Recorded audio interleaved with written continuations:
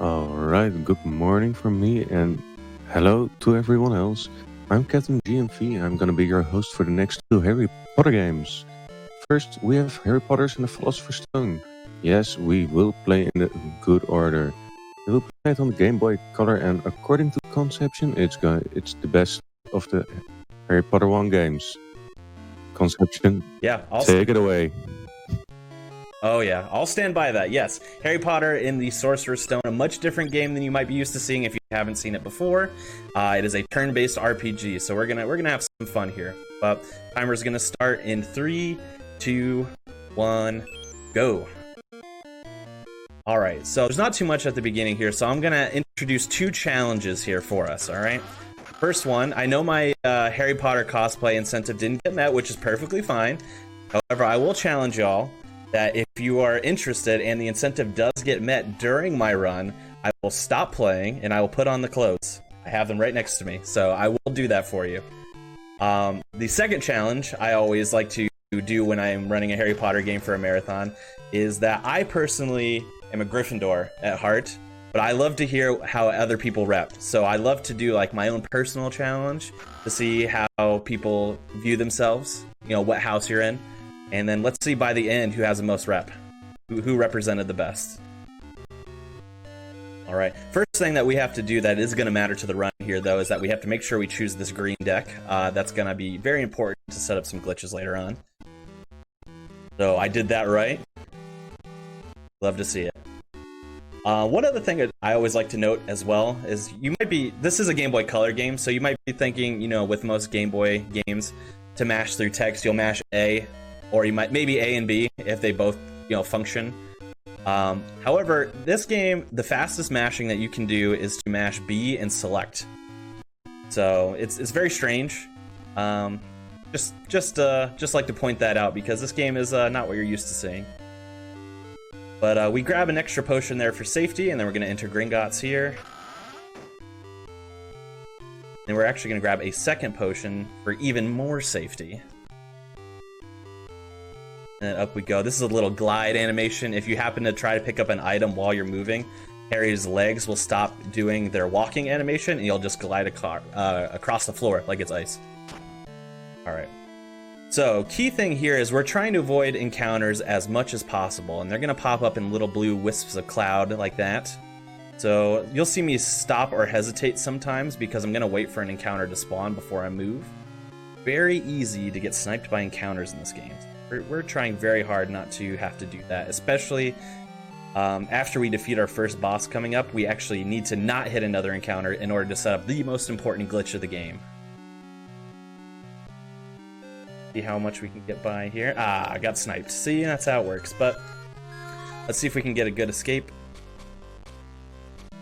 Now, we might be hit with the second one here. Yeah, for whatever reason, the first encounter of the game, if you run away quickly, you occasionally will get a second encounter immediately where that first one was. I don't really know why. But at least we didn't take any damage. This is our first boss of the game. Giant rat, pretty common in Harry Potter games. I also like to call him Chuck, as in Chuck E. Cheese, because he's a purple rat. Hopefully he doesn't mess with us too much. He's hitting us pretty hard, so let's see. We're going to heal early here. Ooh boy, we might have to reset already, because the crit is really bad. Let's see. We'll have to get some zeros here from Chuck. We're gonna have to get some misses. All right, that's a good one.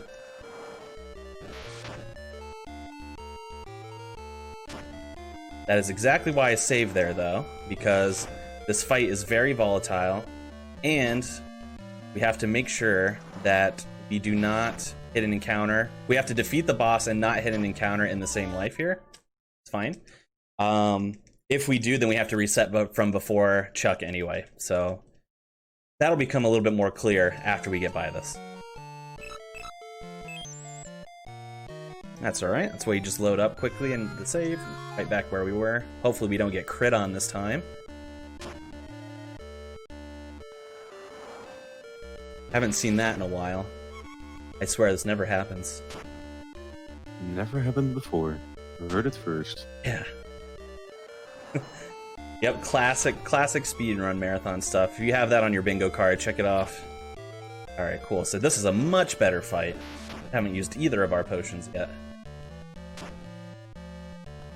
Yeah, where was this fight a few seconds ago, Chuck? Huh? He just keeps missing me. I guess he really missed you. Hey! Love the puns. Oh boy. Alright, there's a fight. Now, like I said, though, we're not out of the woods yet, so we defeated Chuck, which is good. But it's crucial, absolutely crucial, that we do not hit an encounter on our way back out of Gringotts here. It is very important for a very important glitch we're going to set up. So we're not out of the woods. If I hit an encounter, we're going to have to reset and then fight Chuck again. So hopefully we don't have to.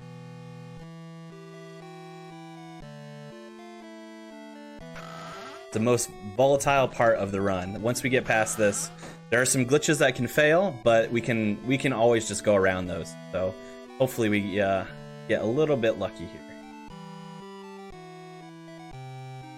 Play a little safe. Go.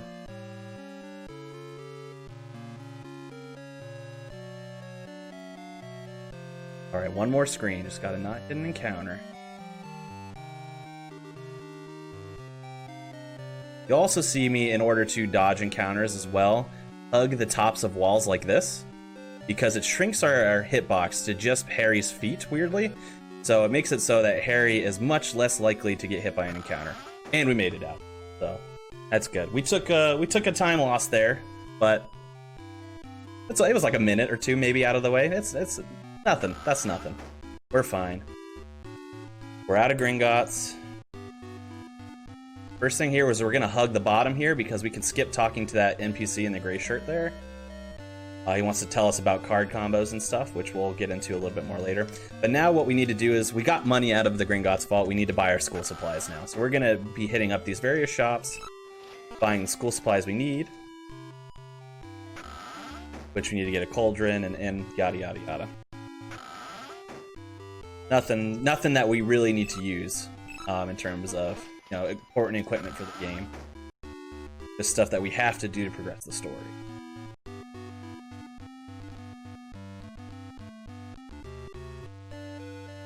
One thing we are going to do is we're actually going to enter this candy shop here. And we're going to grab a hidden Witches and Wizards card here. And then we're going to buy one singular chocolate frog. And that's going to be important later on, because we're actually going to use a glitch to duplicate that frog to give us as many cards as we need in order to get card combos that will get us through the game in terms of utilizing glitches. That's good. That sounds like a lot. We're going to delve into it a little bit more, but we just got to get through this. All right, so this is the last shop we're going to hit up. We're going to be buying a bunch of clothes. One thing we are going to buy in here is 25 sets of boots. And that sets up another Easter egg type thing here. So we bought all the required clothes needed, which is 3 sets of robes, a wizard hat, some gloves, name tags. Weirdly, I don't really know why. It's like a hello, my name is situation, maybe. But we also buy 25 boots because that's going to set up an Easter egg later on once we get off the train. All right, so I'm going to perform, well, I'm about to perform the most important glitch in the game. It's actually going to be 2 glitches in one. So I'm just going to focus on it here for a second once we get on the train, and then I'll explain a little bit more about what we're doing. It's because it needs a little bit of focus.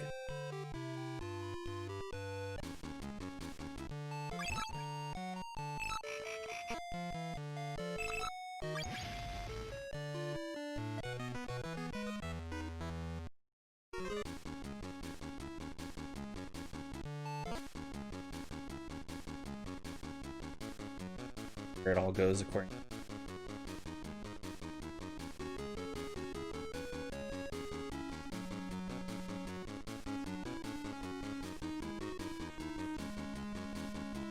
Don't think it did. But if it failed, we have a backup. Perfectly.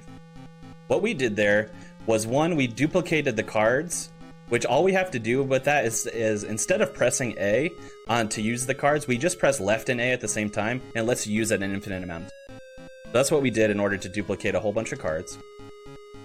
And then we did what we call a duplication, which when we use a card combo out of battle, it makes it so it duplicates the results of the last fight. The last fight we had was the boss fight against Chuck.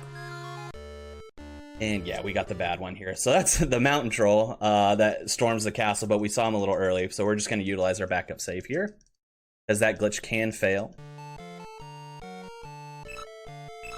Don't worry, we didn't miss out on anything. We're at the same exact spot. Alright, so what we do is typically what we want to see there is actually a fight with a purple frog. If we had performed the glitch correctly, we would have gotten it there. And then when you defeat that purple frog, it's a very easy encounter. It takes like 2 turns, 3 turns. And when we defeat that frog, it gives us enough experience to level from level 2 to level 90. And then we use our duplication process, which is using a card combo out of battle. That's all it is. And when we do that, it duplicates the last fight. So we duplicate that frog fight that gave us a lot of experience, and then it levels us from 90 to 99. So now we're actually at the level cap. Didn't encounter it. That's fine. So, counting our glitches, what we did so far is we duplicated our cards by just pressing left and A at the same time. Then we duplicated our last encounter, which gave us a bunch of experience in order to perform a glitch where we fight a frog who gives us a lot more experience, and we duplicate that fight in order to be level 99. Simple.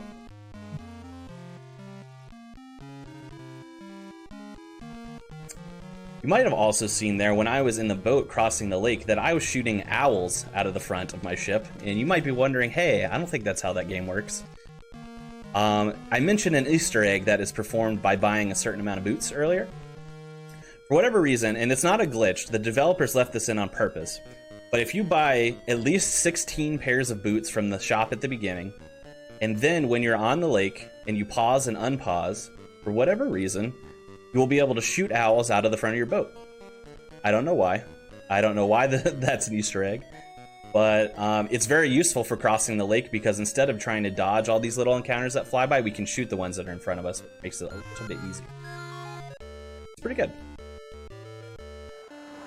But now we just traverse the underground of Hogwarts here. This is supposed to be our second boss, which we one-shot because we're level 99.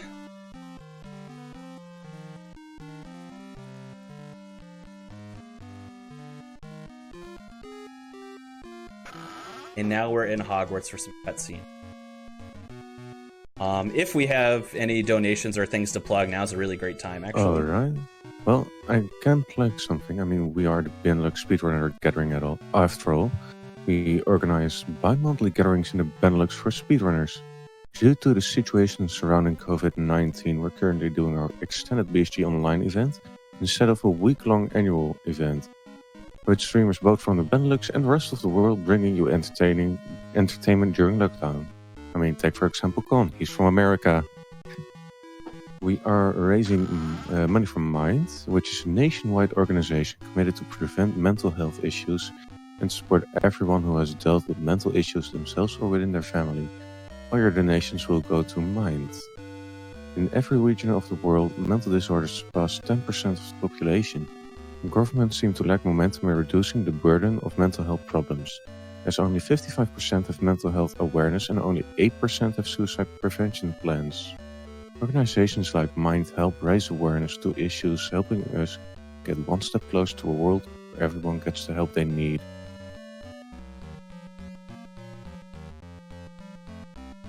All right, lovely. Thank you so much for that. And yeah, I couldn't agree more.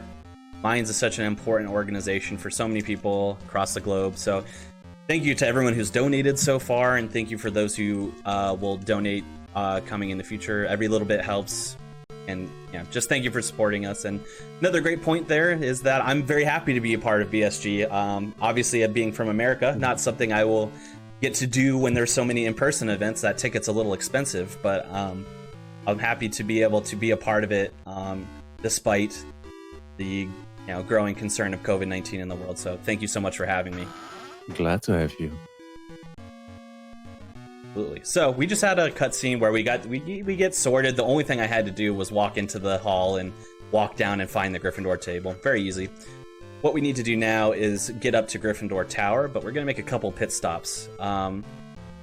Pretty classic for Harry Potter games is that you'll have to go through some of your classes, right? Just your defense against the dark arts, your charms, your transfiguration, yada yada. One of the classes that we have is Herbology, and what that class is going to call for us to do is collect 6, I believe, types of herbs, and when we do that, we will be able to finish the class. Now, 2 of them are on our way up in the castle. So we're just going to ascend the floors. There's actually a shortcut here that takes us from floor 2 to floor 5. And we grab the first herb that we need, which is wormwood. And the second one is in a classroom on the 7th floor. 6, 7. In this classroom, I almost always hit an encounter. So let's see. Hey, there it is. Right on cue.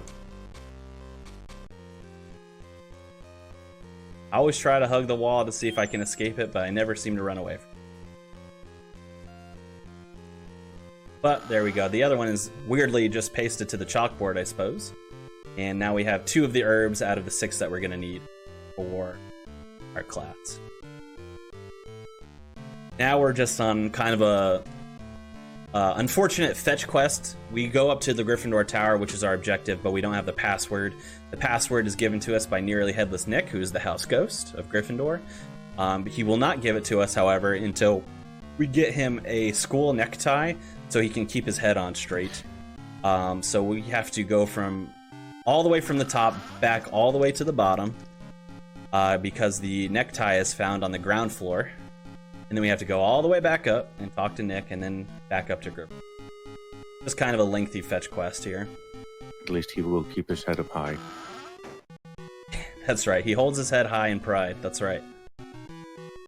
Sadly, even though we were on this floor earlier, the old school tie will not spawn until after we've talked to the lady in Gryffindor Tower, so not much we can do about it. If anyone finds a way to skip it, let me know, because that would be awesome. So we take our shortcut back up. We're on floor 5. Nearly Headless Nick is on floor 6 up here.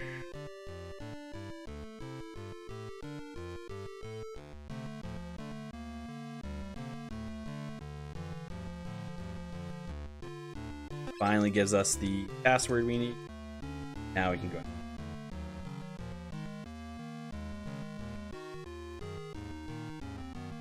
So, one thing that we use a lot for glitches and a little bit for combat in this game is card combos. Like I said before, when we use a card combo out of battle, it causes us to duplicate the results of the last fight we were in.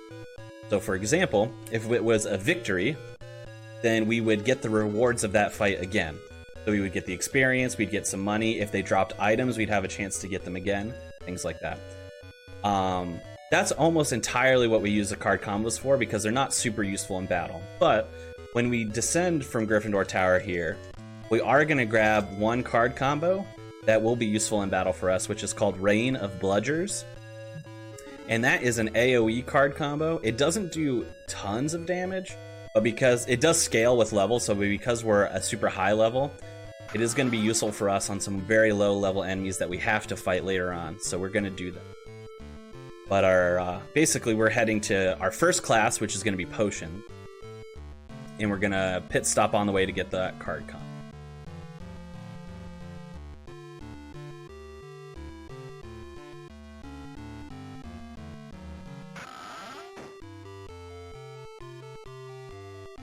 Here in this little individual is going to give it to us. It's actually the same guy who we skipped a conversation with in Diagon Alley. I'm not sure how he got here, but that's not to think too much about it. And Potions is in the dungeon, which is below the ground. What we're going to end up doing for potions is we need to make a potion. And it's not necessarily that we need to make it. It's that Neville, for whatever reason, again, this is day 1 of classes, and we are first-year students. Neville is over here on Harry's left, making a potion for whatever reason, and things are not going to go well for him, spoiler alert. Take a look. Yikes. He's down. Now we are tasked with finding the ingredients to put together a potion that's going to heal Neville. And there are 3 ingredients that we're going to need, which are snake fangs, boomslang skin, and beetle eyes. Now, luckily, we get 2 of those ingredients in Snape's office, which is directly across the potions. Not so luckily, one of those has to come from a battle drop, so we're going to hope we get snakes here. We did get snakes. We got the black snake, which actually does not drop snake fangs. It only drops antidote for when you get poisoned. So hopefully when we use Rain of Bludgers here, they're both going to go down. And then we see snake fangs. Yes, good. We got snake fangs. First try. And then the boomslang skin is just attached to the poster. So we already got 2 of the ingredients. Very fast. The beetle eyes are all the way at Hagrid's hut, so we have to exit the castle and get them. And we can get hit with encounters out here. We're just gonna try our best to dodge them.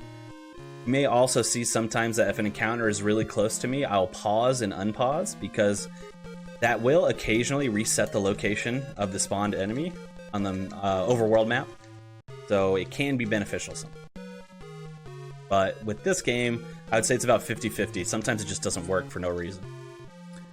But we actually need 2 sets of beetle eyes. So we're going to grab 1 set in this bush, 1 set in this bush, and we got all of our ingredients.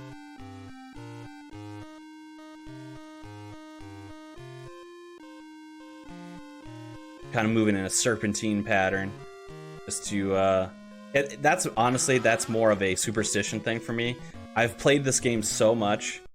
I grinded the world record for a long time until I finally got it. And I came under the impression that I felt like encounters were sniping me on purpose. So I would serpentine there because I was trying to confuse the game. So there's probably nothing to that. I probably sound a little out of my mind, but...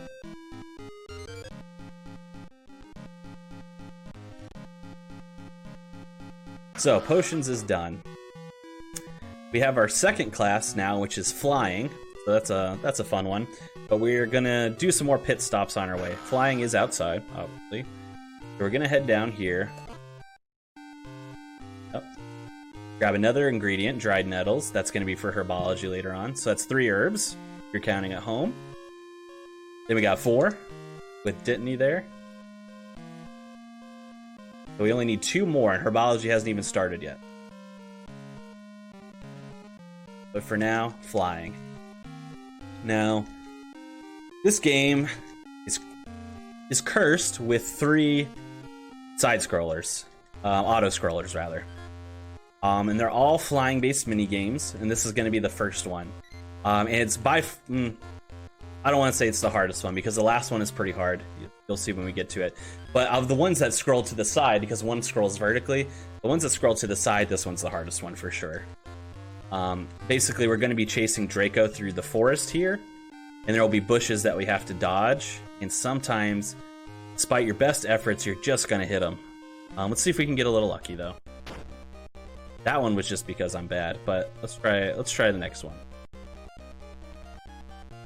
They just spawn so frequently, and there's so many of them usually. It's all RNG. They're not in a set pattern any given time. We've hit 2 so far.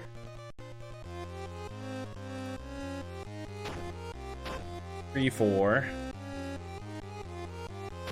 Oh boy. 5. All right, 5. That's like medium bad, I would say. Not too bad, but I once watched a runner. Shout out to Hayden, who is the former world record holder of this game. Hit 13 bushes. So each bush you hit loses us a second. So we lost 5 seconds there. But like I said, almost always you're good to hit at least a few. Very rarely do I not hit any. It's kind of built into it. We now are going to Herbology, but we do need to finish our herbs. Now, one of them is here, the asphodel root, and so we have 5 out of 6. Unfortunately for us, though, the 6th herb will not spawn until after we've started the class, so we do have to come in here, start the class by talking to Ron here. Mash through all the texts, and now that the class is started, we just have to go out and get the 6th herb, which luckily for us is right in the garden in front of this greenhouse, so very simple. Can I read a quick donation? Please. All right, we have a €10 donation from a anonymous donation. It says, I remember playing this Harry Potter game as a kid in Boy Scouts and trading it away to my friend. Let's go. I mean, I'm sorry. You have to miss out. Yeah, I was going to say, that poor game, you traded it away. Or it didn't deserve that. It was a pleasure for him to trade it away and give other people the joy to play it. Okay, I like that positive framing. That's beautiful. That's beautiful. Well, yes, this game is great. I highly suggest people play it. If you're interested in speedrunning it, by the way, we have some great resources on that. We have a video on how to do all of our glitches. We have a wonderful written any % guide, some video guides. Would love to see more runners, so come on by if you're interested. But if not, even play it casually. It's a really fun game. Alright, so... Oop. I skipped a step. So what we have to do there, so we finished Herbology, and our reward for doing it is that we get 2 potion recipes from Snape, which we have to go and get, but I went ahead and tried to go to the next class, which we can't do yet. We gotta go talk to Snape. Snape is in his office now.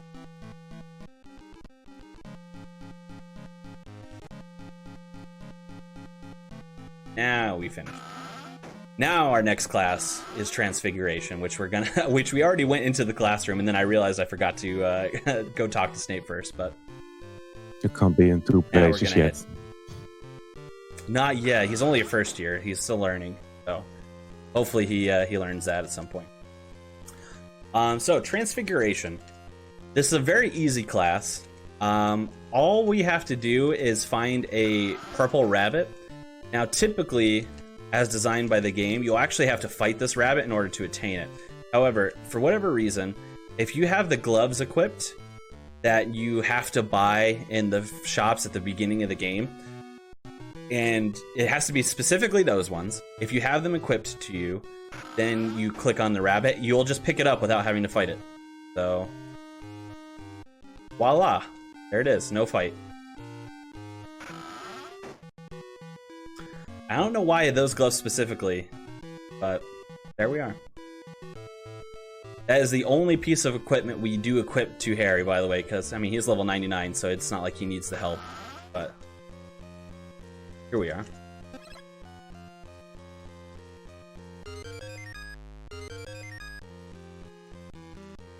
Alright, so end of that class. Now is my least favorite class of all. It's very annoying. It is Charms. If you're familiar with the story, at this point, we go to learn Wingardium Leviosa. It's one of the first charms we see in the movies and books, which we are going to do in this class. However, we do so by one of the most annoying mini-games ever, which is a memory-based mini-game. And not only is it annoying, it's very long.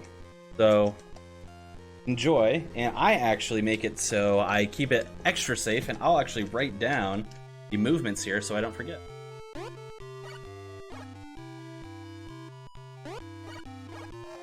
And that's all it is, just matches movement.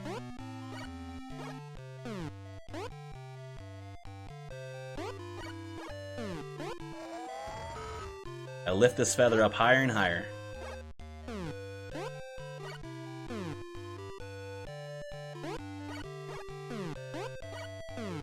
Ah, yes, we must be done. Of course, of course. No, we have to lift up a book.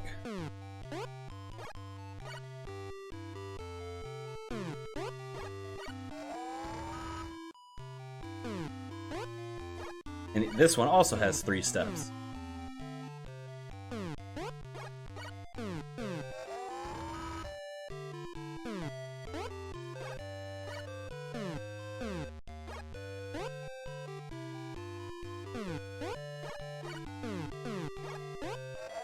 Ah, finally, we're done.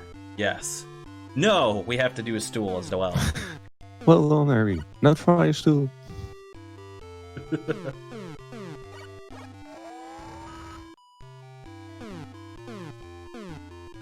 And basically, if you're unable to tell, every pattern here. Want to make sure I didn't mess that up. Every pattern here adds, one more step, make it a little bit harder. One more additional movement. You did it. It's actually over now.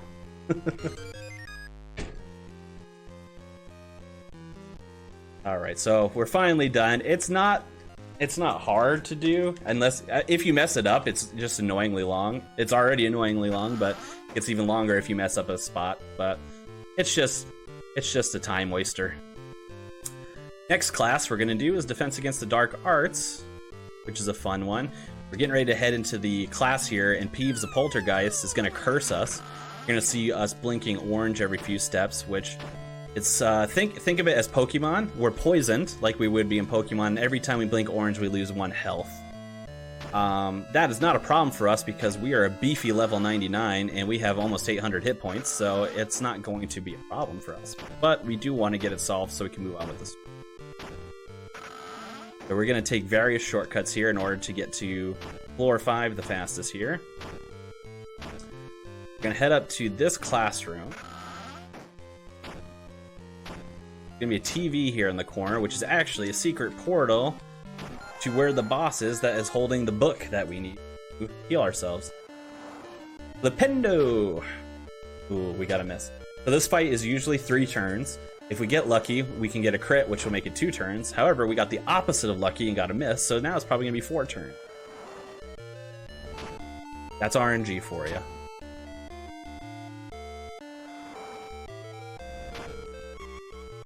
Four turns. And then we get the curse book as a reward here. We use it so we are no longer poisoned, but more importantly, we get it as a reward, a spell called Mucus Ad Nauseam, which is a poison spell. Whenever we cast it on an enemy, it will deal 20 damage every turn to that enemy. And the good news is it also stacks. So if we cast it 3 times, for example, it will add 10 each time. So casting it 3 times will take 40 damage every turn, unless they have an ability to heal themselves out of poison. You don't really fight any enemies who have that ability.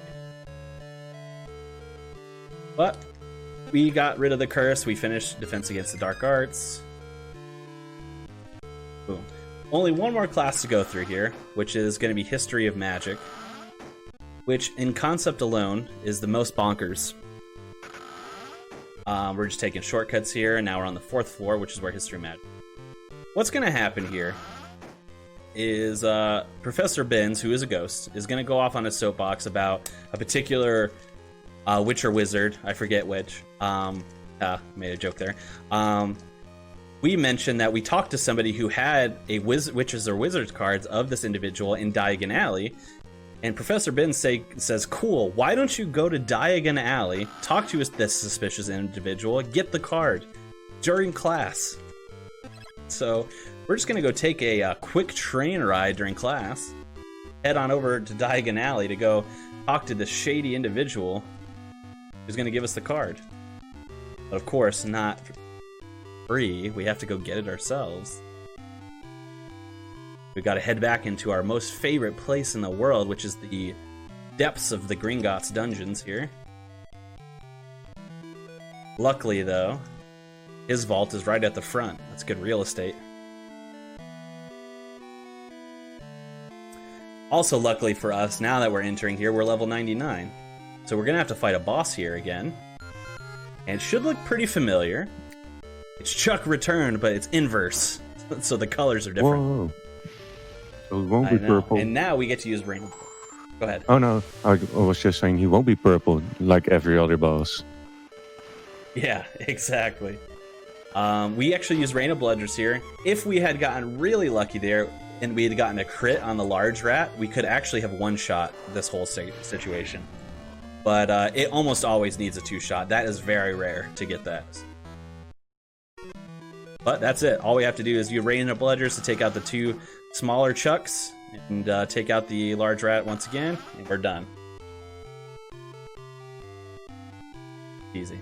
Now I'm going to try and get off a little swag glitch here for you, which, if done correctly, is going to let me walk through a wall. Let's see if I get it. Yep, I got it. So watch, we're supposed to be stationary here, but Harry's just going to keep walking, the camera's going to keep following him, and now we're walking through walls. It does not do anything, it does not save time, it does not lose time. It's just completely visual. But I had to do it for the people. Alright, finally done with our class schedule. Do not have to do any more classes. We actually just get to follow the story of of what's going on here. First things first is Malfoy challenges us to a duel after hours. So we're gonna have to go through with that.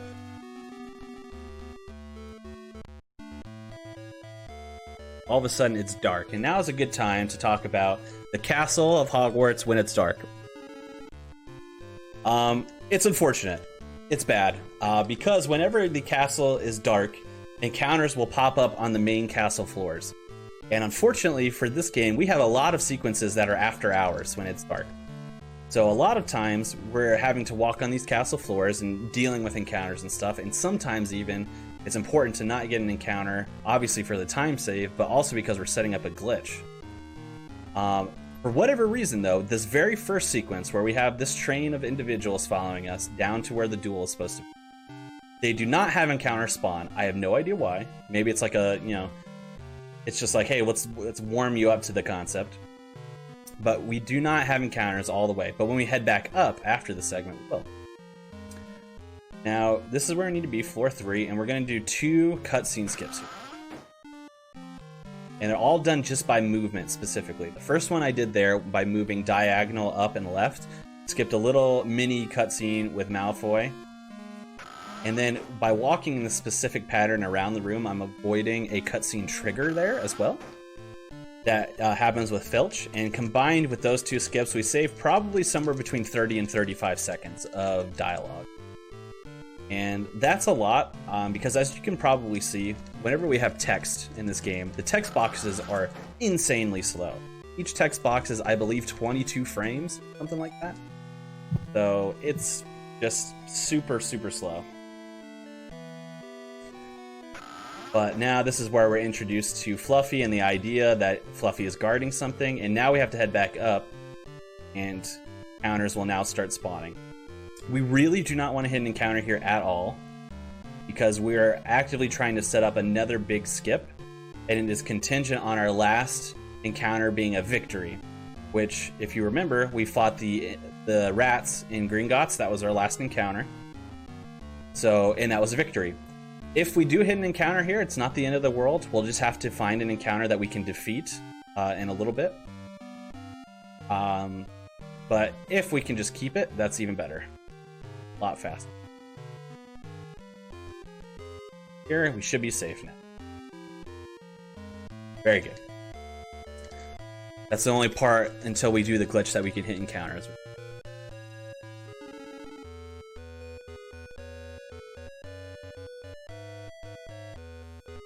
So, after this cutscene, we have what I call Halloween, which, if you're familiar with the story of the first Harry Potter novel or movie, is the classic troll in the dungeon part, right? A troll is let loose in the castle, and in the story, it traps Hermione in the bathroom, and Harry and Ron go and save her by defeating the troll. And we are going to save Hermione, but we are not going to fight the troll. The game wants us to, but we're going to skip it. So what we're going to do first is we have to just get through these dialogue sequences. And we're actually going to do 2 skips.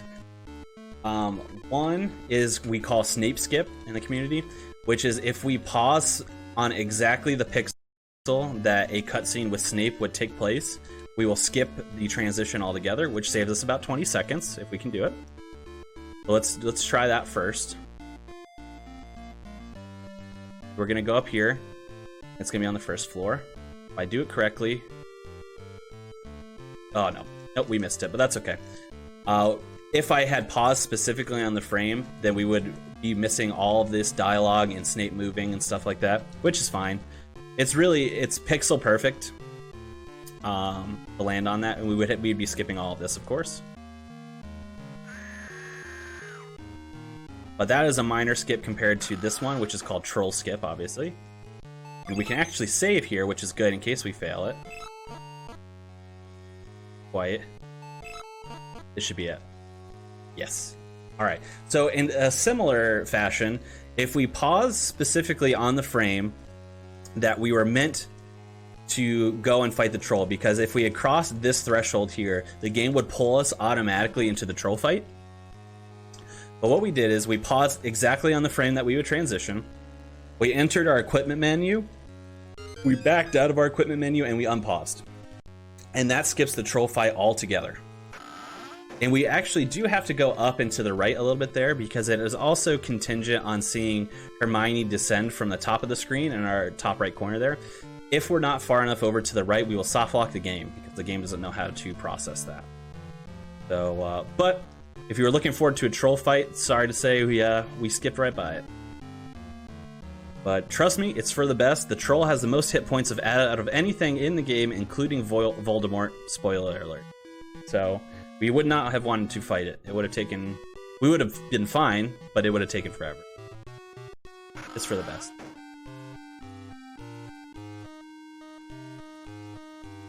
Heading down to Hagrid's now. You're going to see us head to Hagrid's a lot in this run. There's specifically one part later on with where he hatches a dragon named Norbert, and we have to go to his house 3 different times in the same segment. A lot of walking.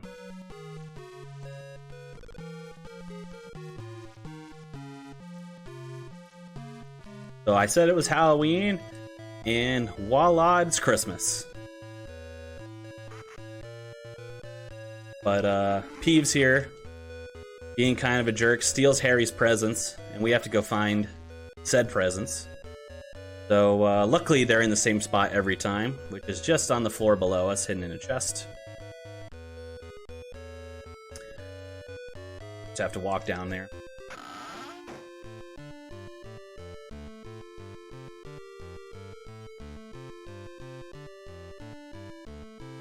Another great time. If we happen to have any donations or any other plugs that we want to make now is another great time for that. Right. We sadly do not have any donations yet. And I'd like to encourage everyone to think about it because, well, if we get another, let me check. We're at 10 out of 200 euros for the cosplay. So if anyone would like to see Gon dress up as Harry, you gotta donate for it. Then there's an incentive to push, an incentive for the next game coming up, which will be Harry Potter 2, to push McGonagall down the stairs. I mean, who hasn't dreamt about it? Who hasn't? Yeah, there are some points in this round even that I would like to. So yeah, let's get some donations in for that. I have my costume just to the left of me here. You want to see me slap that on real quick? Let's get some donations in. Also, I want to see some representation. You know, where are my Slytherins at? Where are my Hufflepuffs at? My Ravenclaws? I mean, can you give a little tease for the costume? Oh, sure, yeah. Actually, it's a perfect time because we're in a little bit of a cutscene here. 1 second. Got the tie, right? Tie. Or tie, perfect logo. I even have a wand. I got Harry's wand right here. Butter rest. Ooh. And as said before, I live in the United States, but more specifically, I live in Florida, and that's a very hot state. And if you want to see me put on extra layers of clothes in one of the hottest states in the country, see me sweat through the speed run, let's get those donations in, I'd say. There's a headline coming up. Florida man sweats to speedrun. Yeah. Yeah, look out in the papers for that one. All right, so we have our first sequence here where we get to use our Invisibility Cloak, which is literally just Harry in a different, sprite. Nothing weird. I mean, it's just, there's nothing to it. There's no specialty use of it or anything like that. But we do have to make our way through the castle, and luckily we are not contingent on a glitch here, but we do not want to hit any encounters just because it wastes time. So we're going to try actively to avoid hitting encounters whenever we can. We need to go down several flights of stairs to the library.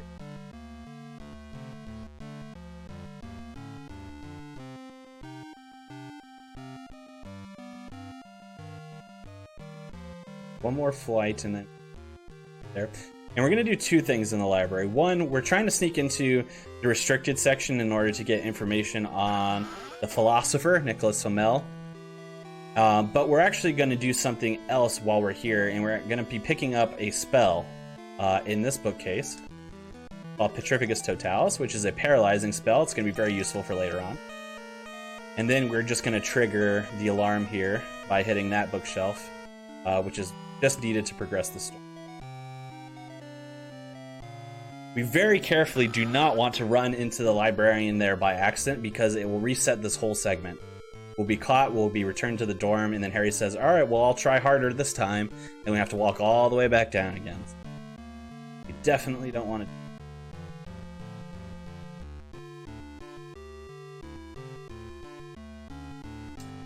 All right, and instead of going through the stairs, which we actually can't do, if we tried to keep going down, up the stairs rather, Filch is actually going to block us. We have to trigger a cutscene in this hallway with Snape and Filch, and then kind of traps us in here. You have to head back. And this is the Mirror of Erised, if you're familiar.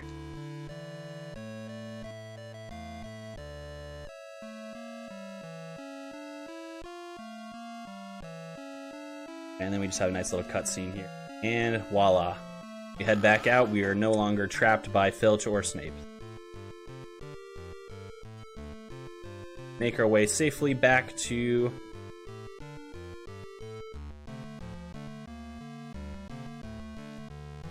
safely is a relative term because we might hit encounters here, but look, we've been pretty good on this segment, so hopefully it sticks. Oh yeah, encounterless, very good.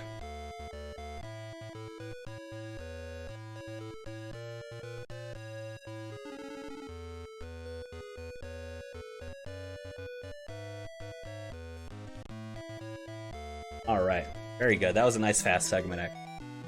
Usually hampered a lot more by encounters, but we didn't hit any, so that's great.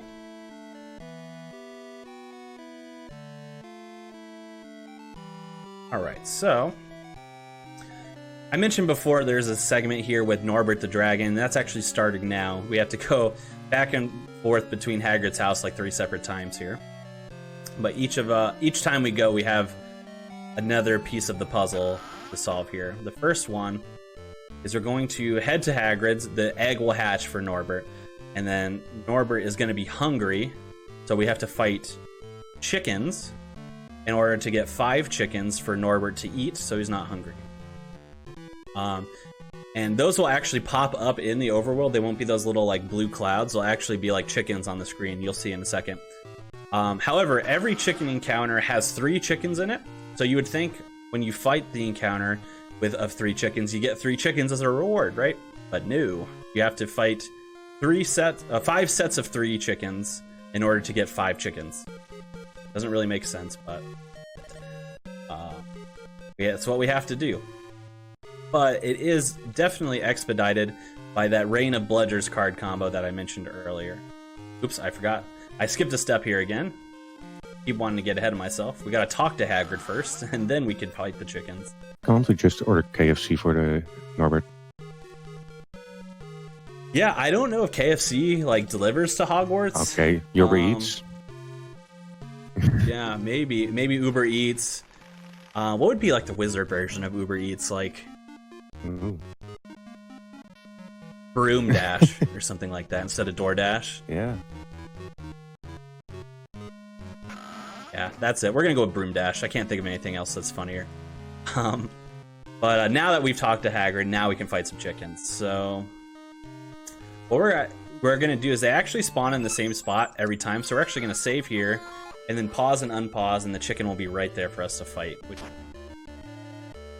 sadly, for whatever reason, these very low-level chickens are still faster than level 99 Harry. So we have to deal with them taking a turn on us before we get a chance to use our card combo. But they only do like 1 or 2 damage usually, so it's not too much. But there's your first encounter. First chicken. Now we gotta do it 4 more times. Now sometimes you get crit by the chicken and it'll do 2 damage or even as much as 3, but that's rare. Must be some prime chickens. Mm-hmm. They're not very strong, but if Norbert is any indication, they're probably delicious. Probably. So that's 2. Well, at least you don't have to. Before. Go ahead. I mean, at least you don't have to walk all over the field just to find them. Yeah, which I'm sure if you're somebody who played this game casually, that was probably the most annoying part of this, is that you had to find a chicken and catch it. But we make this a little bit easier. And it's actually made even easier by this Rain of Bludgers card combo. There was an older route, even less than 6 months ago probably, before we found out that we can duplicate cards, that we actually had to fight each of these chickens individually. So what we would do is we would paralyze them, and then we would just take them out one by one with Flipendo, and it wastes a lot of time. We actually save, like, I think it's like 35 seconds by using this Rain of Bludgers card combo instead of the old route. So it's definitely worth doing. And that's 35 seconds per fight? No, 35 seconds total. Sorry. But still, that adds up. Yeah. This run isn't super long. Yeah, world record is just under 1 hour and 12 minutes, so...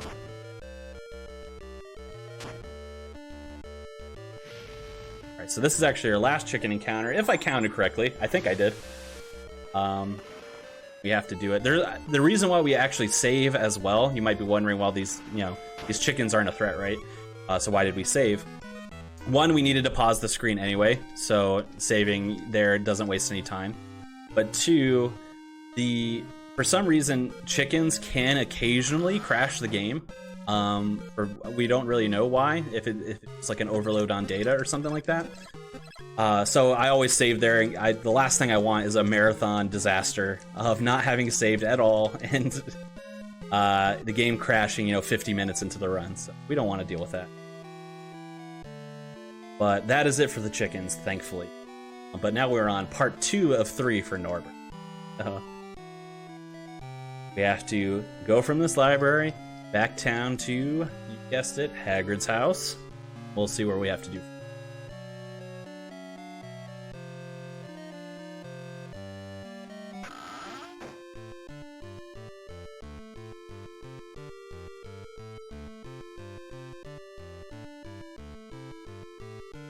So yeah, I'm always interested in hearing about what people think their Hogwarts house would be if they were sorted in. What do you think yours would be? I don't know, man. When you watch movies and read the books, you always want to be like the main character, be like Harry. And right, I have that at least. So I'd hope to be in Gryffindor, but I might also be like a Ravenclaw. Just smart, be myself. Don't bother others too much. Yeah, they're all good. They all have their merits. So those are 2 really good ones, though. Yeah. How about you? I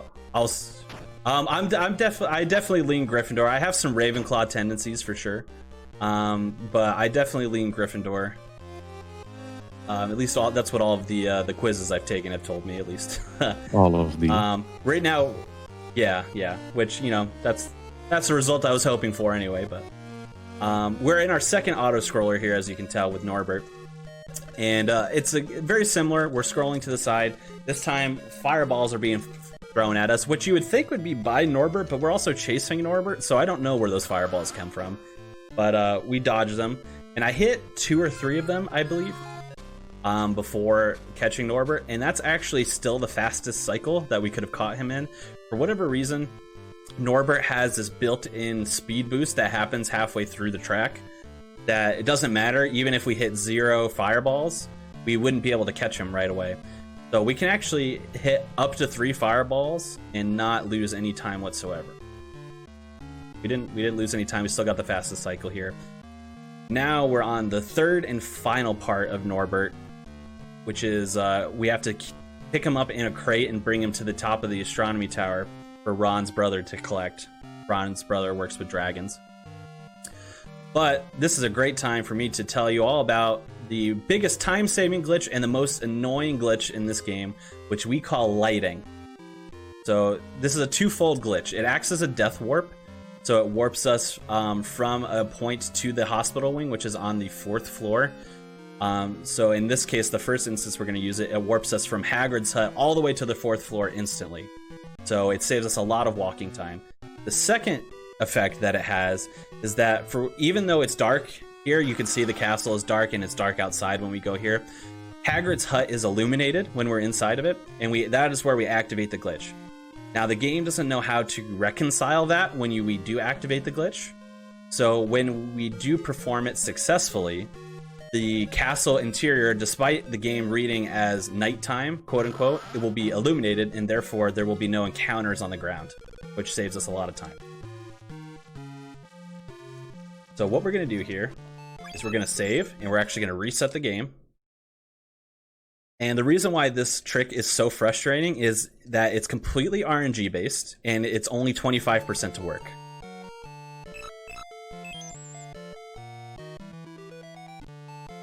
Oh, I loaded the wrong screen. Whoops.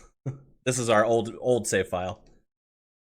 I forgot we had to use the second save file. That's fine. You scared me a little there. Yeah.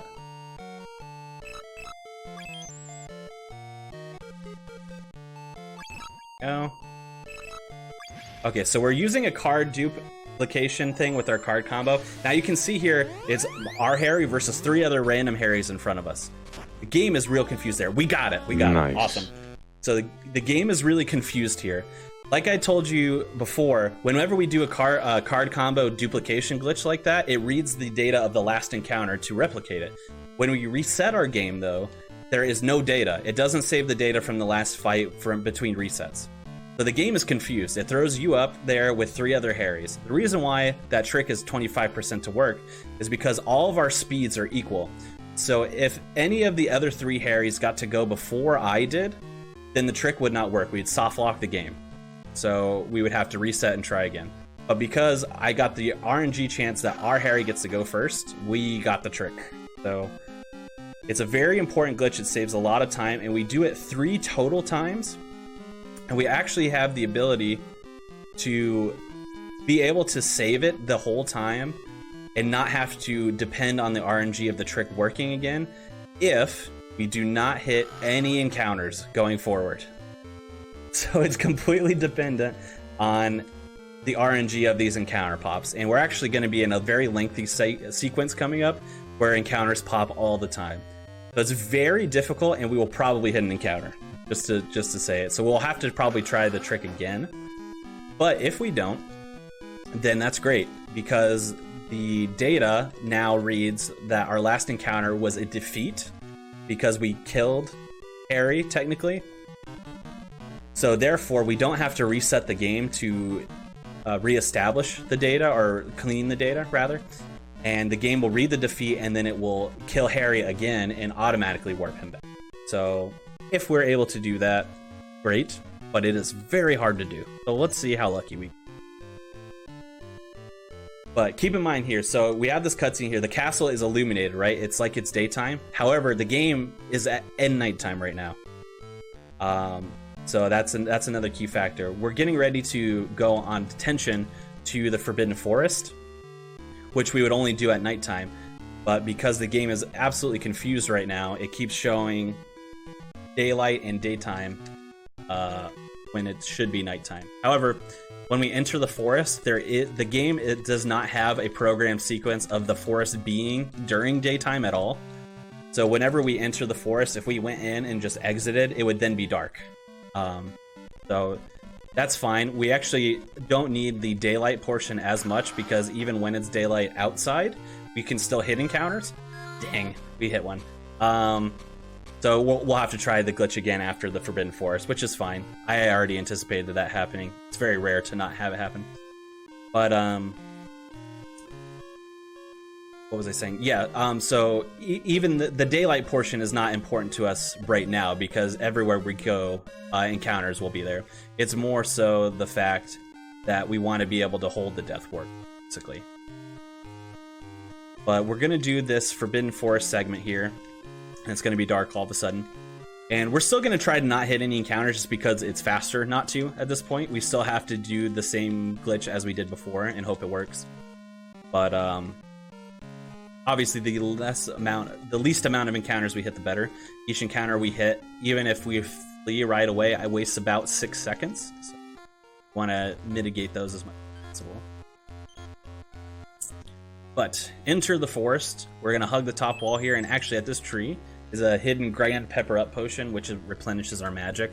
That's going to be important for later on, potentially. So we're just going to hold on to that for now.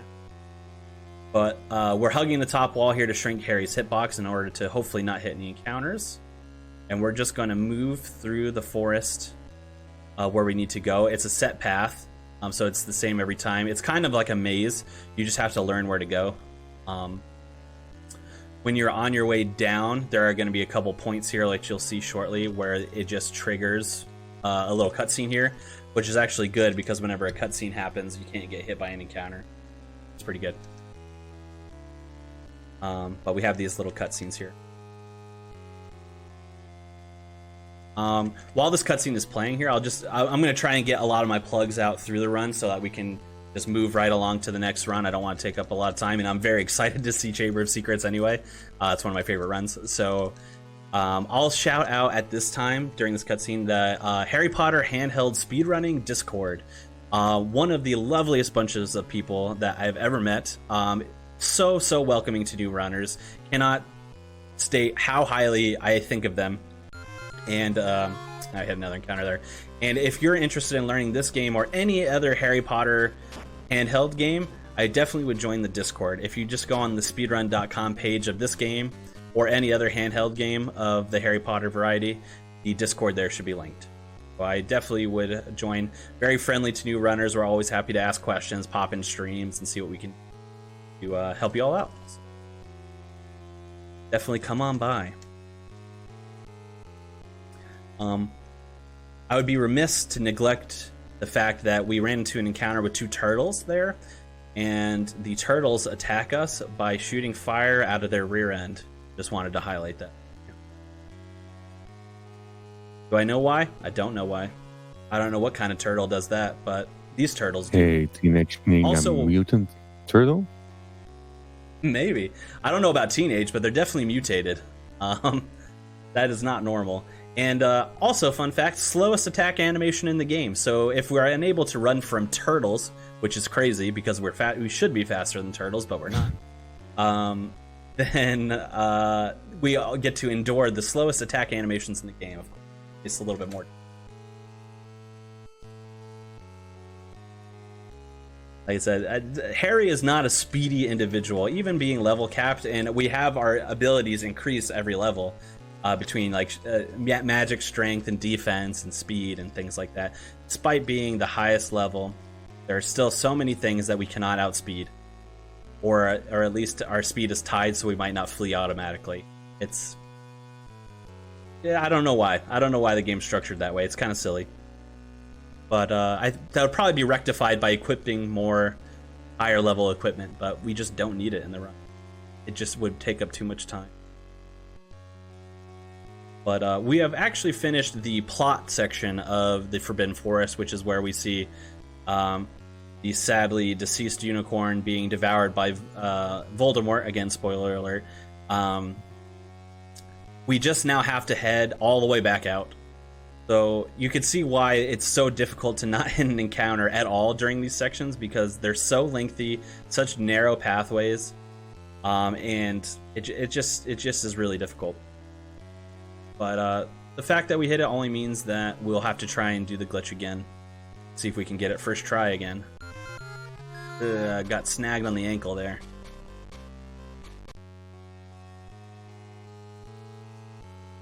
Almost out.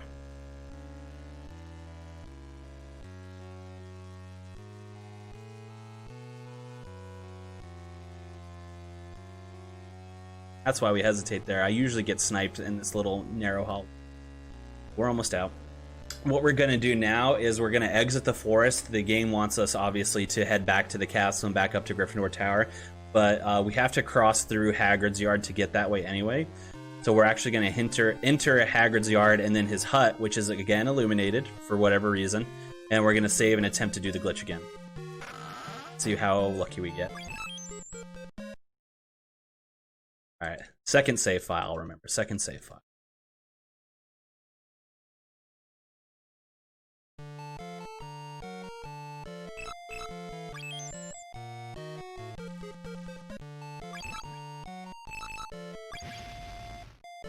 B. If we see one of the other Harrys attack forward off screen, that means we failed. Let's see. We got it again! Oh my god. First try, every try. First try, every try. Cannot stress enough that glitch is 25% to work at any given time. So the fact that we got it twice is insane on the first try. But I'm happy about it. I'm very happy about that. That's great. So usually, again, it is supposed to be nighttime right now. The castle is illuminated because the glitch was performed successfully. Usually, anytime that there's a nighttime sequence, we cannot utilize any shortcuts. They're locked in the overnight sequence. But for whatever reason, after you come back from your detention, the shortcuts are unlocked. So we actually can just go right from floor 4 to floor 7, which is great. So makes it easier to get back. All right. So we have one more instance where we have to do a death warp, but we gotta not hit encounters. And from this point where Harry is right now, up to the castle door is the only point we can hit an encounter before we would utilize that. But we just gotta have the small little area. Not hit an encounter. Let's see if we can do it. There's usually enough time for 3 to pop, so that was 1. That was 2. Let's see, can we get in the castle? Hey! Very good. Now we don't have to save and quit again. We are coming up to the quote-unquote endgame sequence here, which if you're familiar with the story, this is when Harry and the trio head down into the door that is guarded by Fluffy, the three-headed dog, in order to chase who they think is Snape, who is after the Sorcerer's Stone or Philosopher's Stone. But it's going to be somebody else. It's Quirrell. I'm just going to say it. I think we all know the story at this point. What? Oh, dang. Spoiler alert. We're going to see it in the next 10 minutes anyway, or less. First, we just got to make our way up to Gryffindor Tower in order to trigger that. And then we're going to kind of start the end game sequence, which is basically just a bunch of boss fights. Little bit of a boss rush. But there is a puzzle and a flying mini game mixed in there as well. So great fun.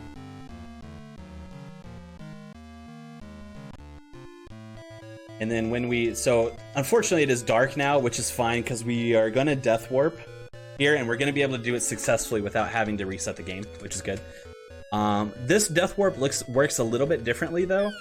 Typically when you die, you're warped to the hospital wing, but because we're in a story sequence that we can't get out of anymore, it won't warp us to the the hospital wing rather when we die. It warps us to the beginning of the sequence, which is at the front door of where Fluffy is.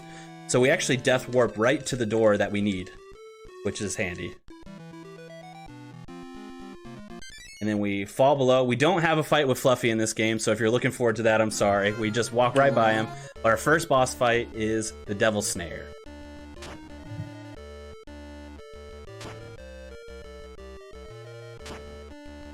Alright, and it's a very simple fight. What we're going to do is we're going to use Petrificus Totalis here. And luckily, Petrificus Totalis paralyzes every enemy on the screen. What we're hoping for, and we're going to take out the smaller guys first with our Fire Spell and Incendio. What we're hoping for is that big one doesn't break out, but it did, so we have to paralyze again. Just because it is slower to not paralyze it. And plus, we don't really want to take damage. We're gonna do this whole sequence, hopefully not having to heal. Again, we're level 99, which typically in this game, if you level up, you regain all of your health and magic points. But because we can't level up anymore, we can't get that free buff. So we have to kind of manage our levels a little bit. That crit did not help. It would have helped if we got it on the first hit, but we got it on the second one. But so a little bit slow fight there, but that's fine. The next game is the third and final flying mini game we're gonna deal with, which is it can be a very annoying game. It's all RNG. We have to find the key that we need to unlock this door, and it's always in the same spot at the top, but it depends on how much is in our way. So let's see. The typical strat here is to hug the side here, because when things fall off the side, they usually stay off if they go all the way off. So the sides tend to be a little bit more safe. Right now I'm getting absolutely trolled, so we're gonna hover in the middle and see how we do.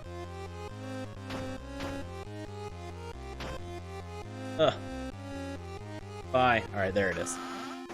So actually the middle was probably the better route there. We got a little bit trolled. But finally done with our flying mini games. Now we got Wizard's Chess, which unfortunately in this game as well, we don't get to play any chess part. We just have to defeat 3 different chess pieces, basically. The first of which is the Knight here, which is typically a 3-turn fight, unless we get a crit, which we got a miss, and then it crit on us. So we're getting like the worst possible luck. RNG. Oh, we got a crit though, so that balances out the 0. So that's something. So now we got it back down to a 3-turn fight. We got a second crit there, that doesn't help. But so it was going to be a 4-turn fight with the 0, but we got a crit, which made it a 3-turn fight. But had we not missed, it would have been a 2-turn fight. But RNG is not our friend. Second chess piece we fight here is the castle, or the rook. Also a 3-turn fight unless we get a crit.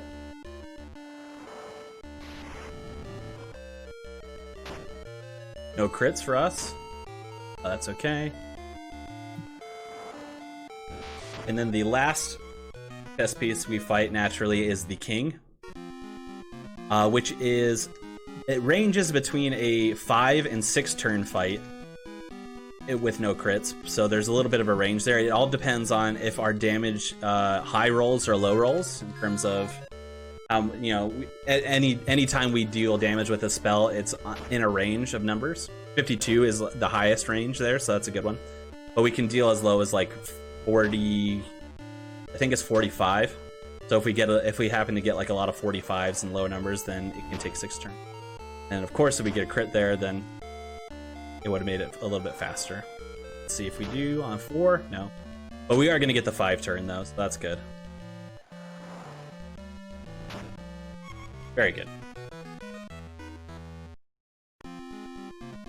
Alright, so that ends the wizard chess portion. We only have 2 little things left in the game, and that's it. My time with you guys is already almost over. This isn't a challenge, this is just a knocked out troll, but luckily it does have a health potion just in case we need it. Next here we have a potions minigame, which is basically just a game of mastermind, but I am going to save just in case it goes poorly, because if we failed the minigame, we'd have to start all the way back from Fluffy, so we don't want to do that.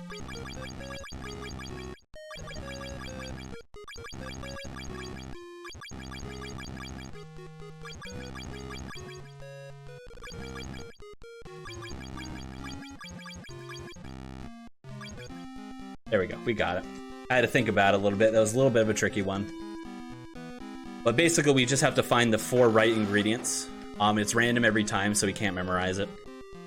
And now we have our last 2 boss fights, which are Quirrell and then Voldemort separately. But we fight these 2 the same way, which we cheese them.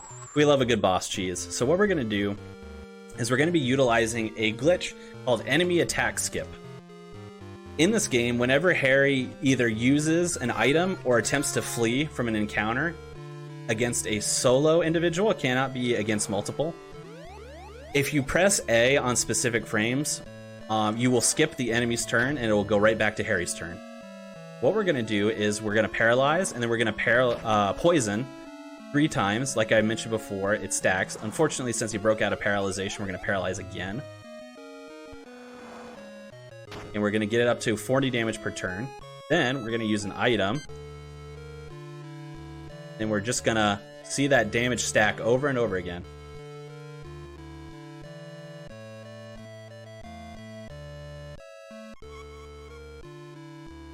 That is Quirrell. Easy as that. Now, this is our last boss fight. Time is going to be after we defeat the boss here. So get ready on time. But we're going to do it the same exact way. We're going to paralyze. And we're going to poison 3 times.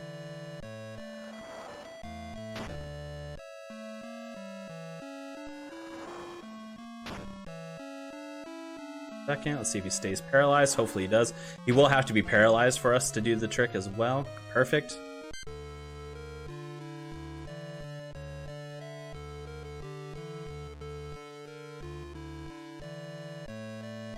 You ready on time?